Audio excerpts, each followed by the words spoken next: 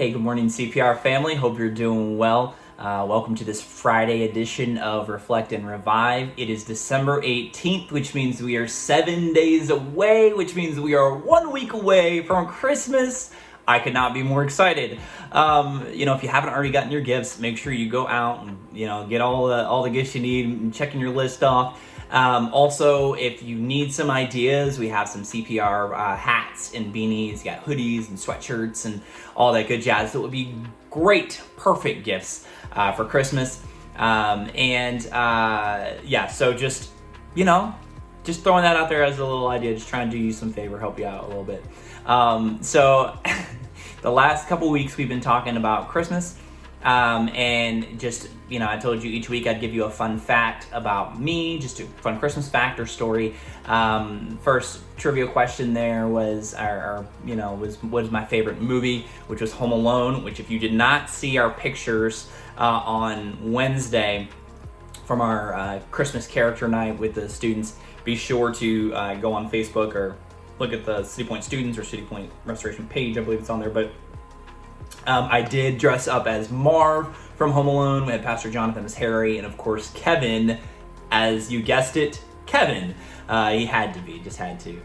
And then one of my favorite Christmas memories growing up, I always loved and enjoyed, was watching, going and looking at Christmas lights. I love Christmas lights, and especially the ones with the music and all that jazz. So this next bit of trivia is just one of my favorite Christmas songs, and I have a couple of them. I love Christmas music in general. Though as a musician, I found it is harder to play. Oh my goodness, it's so frustrating sometimes, but great music. My favorite song though is Carol of the Bells. And in high school, we did this arrangement. It was a lot of fun, really cool. And so even now to this day, as soon as I hear that, I'll go right back to that baritone part and sing and just have a good time. And so I love that song. And of course, my other favorite is, as a drummer, I have to say Little Drummer Boy. But that's just because the title and drummer's getting some love and some credit. And so it's pretty cool. So I want to take this some time this morning. I won't be long, I promise. But to talk about the grace of God. And in Titus chapter 2, verse 11, we see this. It says, "For the grace of God has appeared, bringing salvation for all people."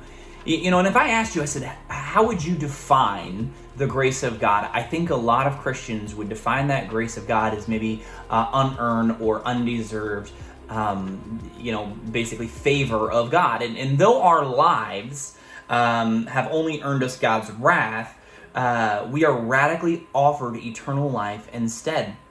And so God's grace, if we're looking at the grace of God, I don't think it could be more clearly seen in person than in the birth of Jesus Christ. It appears in this town of Bethlehem, and these plans impacted the world with God's grace, and it came to Mary and Joseph with a manger in this. It's seen by Israel and the shepherds, and it's proclaimed to the wise men and the nations. And so God's grace does not distinguish between race. It doesn't distinguish between ethnicity. It doesn't distinguish between gender. It doesn't distinguish between, anything really, other than as believers, we come and get the grace of God that's extended to the farthest corners of the earth for all of those who believe.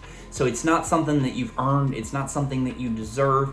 It's not something that whenever we look at it, it's not, I don't look at this based off of the good things that I've done because I've earned it, because I've promised you, like you've been around me enough. I've done a lot of dumb stuff, and so the grace of God was not given to me because it's something I earned. It was given to me because my Father loved me so much, and He loves you so much, and because of that love, He sent His Son.